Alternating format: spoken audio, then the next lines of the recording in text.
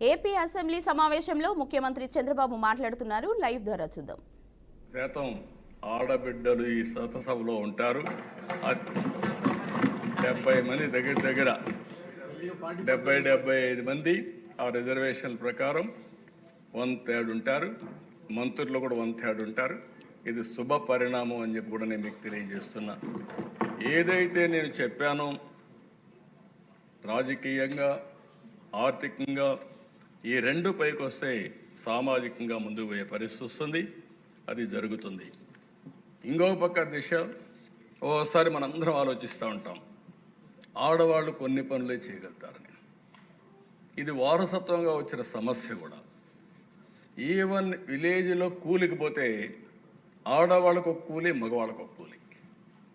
అంటే వీళ్ళు శారీరకంగా స్ట్రాంగ్గా ఉండరని ఆలోచన దిశ. నేను మొన్న ఒక మాట చెప్పాను, మగవాళ్ళకంటూ కోప్పడద్దండి, ఇక్కడుండే మగవాళ్ళంతా కూడా ఇది కావాల్సిన పని లేదు. మగవాళ్ళ కంటే ఆడబిడ్డలు తెలివైన వాళ్ళని నేను ఒక స్టేట్మెంట్ ఇచ్చాను. కొంతమంది నన్ను అపోజ్ చేశారు. చాట్ జీపీటీని అడగమన్నాను. చాట్ జీపీటీ అడిగితే అది చెప్పింది ఏంటంటే, మగవాళ్ళకి లెఫ్ట్ బ్రెయిన్ పనిచేస్తుంది, ఆడబిడ్డలకి రైట్ బ్రెయిన్ పనిచేస్తుంది. రైట్కు లెఫ్ట్కి అంత తేడా ఉందని వాళ్ళే చెప్పే పరిస్థితికి వచ్చింది. అది ఏ ఫీల్డ్ అయినా చూడండి, ఆడబిడ్డలకు అప్పచెప్పిన బాధ్యత ఒక నమ్మకంగా చేస్తారు దిశ. అయితే ఒక ప్రాబ్లం కూడా మీరు చూస్తే, అమెరికా లాంటి దేశంలో కూడా ఇంకా మహిళలకు సమానత్వం లేదు దిశ. ఆ ఆలోచన విధానంలో మార్పు రావాల్సిన అవసరం ఉంది.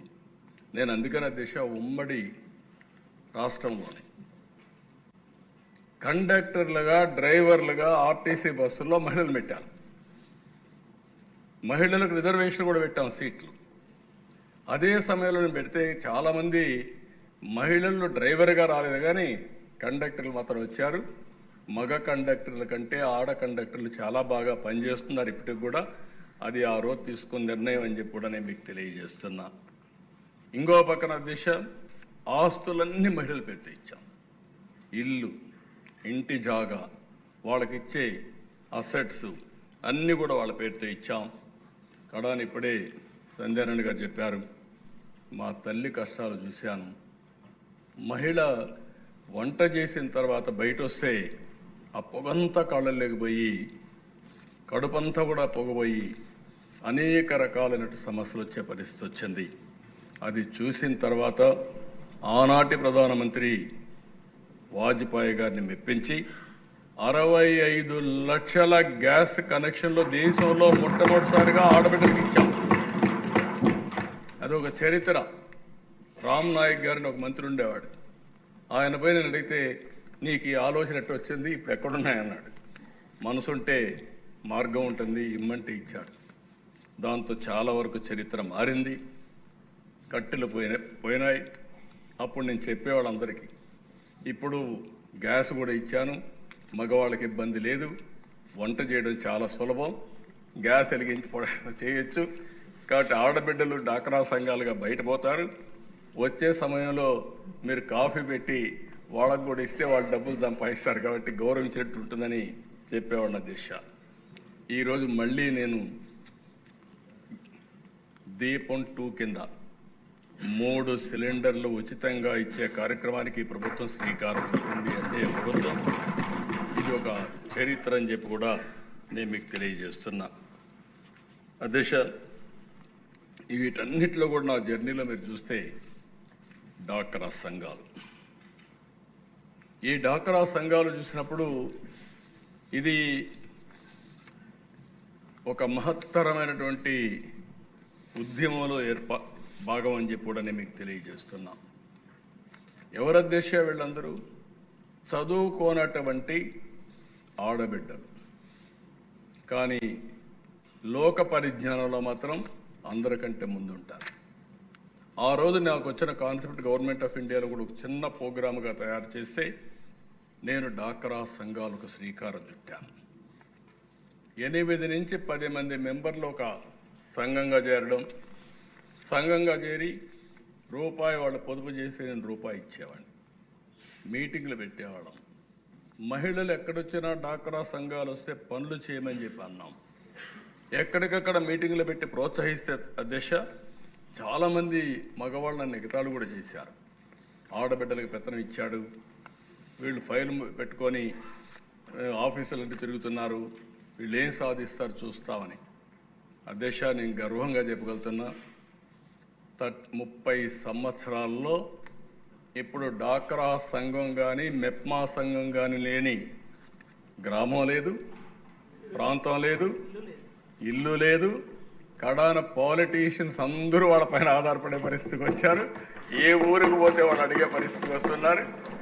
ఆఫీసర్లు పోయినా కూడా ఏ పని చేయాలన్నా డాక్రా సంఘాల సహకారం తీసుకునే పరిస్థితికి వచ్చారంటే అది దూరదృష్టితో చేసిన కార్యక్రమం అని చెప్పి మరొక్కసారి ఈ సభ ద్వారా మీ అందరికీ తెలియజేస్తున్నాను అధ్యక్ష. ఈ రోజు చూసినప్పుడు అధ్యక్ష అనేక ప్రపంచంలోనే మెచ్చుకునే విధంగా కార్యక్రమాలు చేశారు. మొన్న నేచురల్ ఫార్మింగ్ వచ్చింది. నేచర్ ఫార్మింగ్ వస్తే ఆడబిడ్డల ముందుండి ఈరోజు 10 లక్షల ఎకరాల్లో ఉంది. నేను 10 నుంచి 20 లక్షల ఎకరాలకు వస్తున్నాం. నేను అందుకే చెప్పాను 50 లక్షల ఎకరాల్లో ప్రకృతి సేద్యం చేస్తామని ధైర్యంగా చెప్పానంటే దానికి కారణం డాక్రా సంఘాలని చెప్పి మరొకసారి మీ ద్వారా వారందరికీ విజ్ఞప్తి చేస్తున్నా. అధ్యక్ష ఇదే సభలో మనం చూసాం 5 సంవత్సరాలు అమరావతి మహిళలు ఎంత విరోచితంగా పోరాడారు అధ్యక్ష. ఏంటి వాళ్ళు చేసిన తప్పు?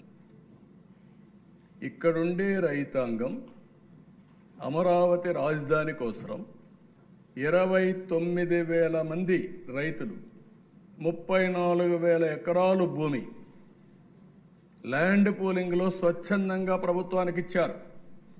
రాజధాని కట్టుకోవడానికి ఇచ్చారు.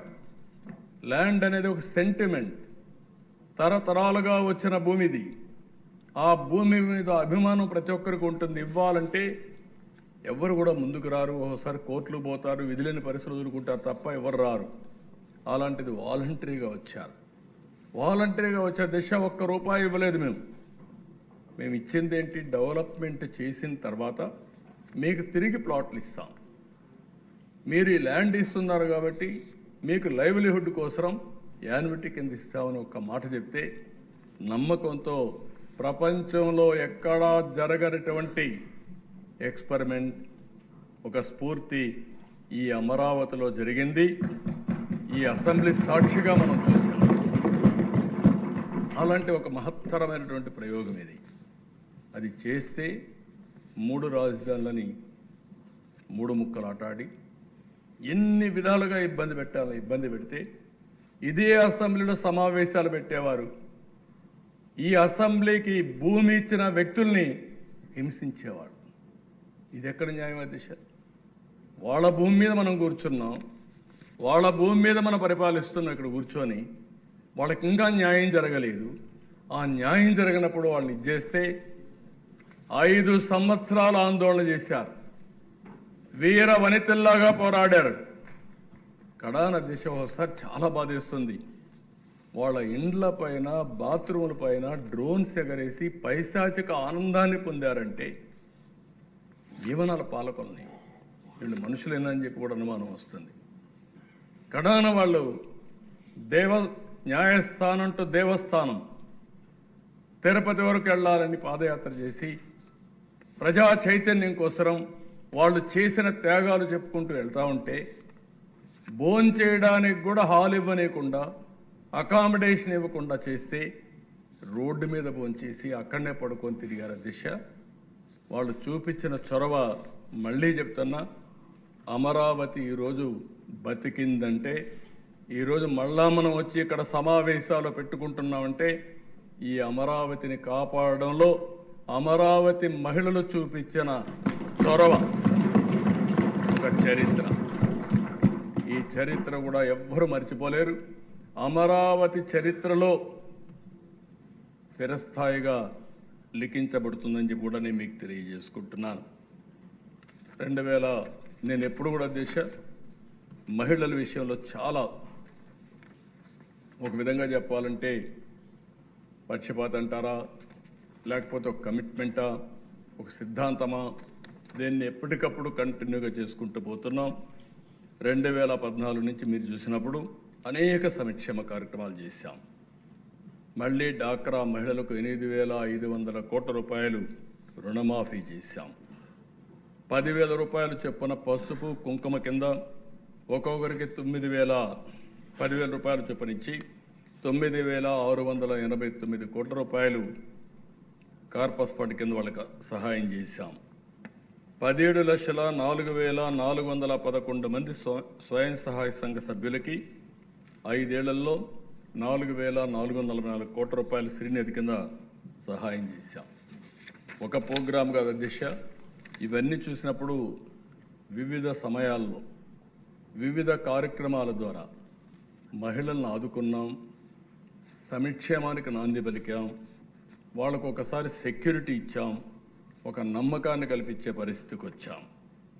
ఈరోజు మీరు చూస్తే అధ్యక్ష, తల్లి బిడ్డ ఎక్స్ప్రెస్, ఎన్టీఆర్ బేబీ కిట్స్, అన్నా అమృత హస్తం, తల్లి సురక్ష పథకం, బాలామృతం, సైకిళ్ల పంపిణీ, బాలికలకు రక్ష, పెళ్లి కానుక, స్త్రీశక్తి రుణాలు, గిరి గోరుముద్దలు,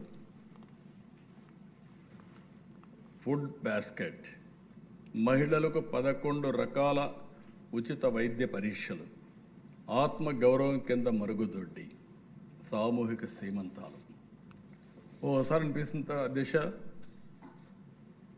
ఏ ఆడబిడ్డైనా బిడ్డకు జన్మనిచ్చేటప్పుడు సమాజం గుర్తించాలి, కుటుంబం గుర్తించాలని కోరుకుంటారు.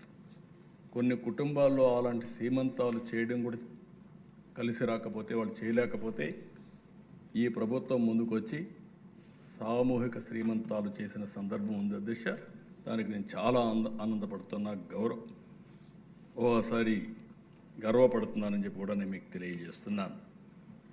ఇవన్నిట్లో కూడా అధ్యక్ష మీరు ఒకసారి చూసినప్పుడు ఆడపిల్లల ఆరోగ్యం కోసం కొన్ని కార్యక్రమాలు తీసుకొచ్చాం, ఆడపిల్లల సెక్యూరిటీ కోసం కొన్ని కార్యక్రమాలు తీసుకొచ్చాం, ఆడబిడ్డల్లో ఒక నమ్మకాన్ని కలిగించడం కోసం, గౌరవాన్ని పెంచడం కోసం పెళ్లి కానుక లాంటి కార్యక్రమాలు తీసుకొచ్చాం. ఇంకొక పక్కన ఆడబిడ్డలు పిల్లలు పుట్టిన తర్వాత న్యూట్రిషన్ కూడా లేకుండా బాధపడే పరిస్థితి ఉంటే తల్లికి కానీ బిడ్డకు కానీ ఆరోగ్యానికి న్యూట్రిషన్ కూడా సహాయం చేశాం, గర్భిణీ స్త్రీలకు కూడా సహాయం చేసే పరిస్థితి వచ్చాం. ఇలాంటి కార్యక్రమాలతో మనం ముందుకు పోయి మళ్ళీ ఈరోజు తల్లి బిడ్డ ఎక్స్ప్రెస్ అయితే అంతవరకు ఇబ్బంది ఉంటే ఎక్కడన్నా సరే ఒక ఫోన్ చేస్తే మళ్ళీ ఆడబిడ్డను హాస్పిటల్కి తీసుకెళ్ళి డెలివరీ అయిన తర్వాత తీసుకొచ్చే పరిస్థితికి వచ్చాం. ఈరోజు మనం వచ్చిన తర్వాత నెక్స్ట్ లెవెల్ ఆఫ్ ఎంపవర్మెంట్, ఈరోజు డాక్రా సంఘాలని నెక్స్ట్ లెవెల్కి తీసుకుపోవడానికి ఏమేం చేయగలుగుతామో మనం ఆలోచిస్తున్నాం. ఈరోజు మీరు చూస్తే మొత్తం స్ట్రీమ్ లైన్ చేసాం అడ్మినిస్ట్రేషన్ని. అన్ని పట్టణ ప్రాంతాల్లో 7,338 స్వయం సహాయ సంఘాలని, 18 జిల్లా అర్బన్ సమాఖ్యలను ఏర్పాటు చేశాం. ఇంకొక పక్కన దేశ మీరు చూస్తే ఈ 9 నెలల్లో 4,91,221 మంది స్వయం సహాయ సంఘాలకి 4,217 కోట్లు శ్రీనిధి రుణాలు మంజూరు చేశాం. ఈరోజు బ్యాంక్ రుణాల ద్వారా కూడా మీరు చూసినప్పుడు బ్యాంక్ లింకేజ్ ద్వారా 51 లక్షల మందికి 29,486 కోట్లు గ్రామీణ ప్రాంతాల్లో, పట్టణ ప్రాంతాల్లో 1,04,578 మెప్మా గ్రూపులకి 13,820 కోట్లు బ్యాంక్ లింకేజ్ చేశాం. 44,104 మంది ఎస్సీ ఎస్టీ మహిళలకి 238 కోట్ల రూపాయలు వడ్డీ లేని రుణాలు ఇచ్చాం.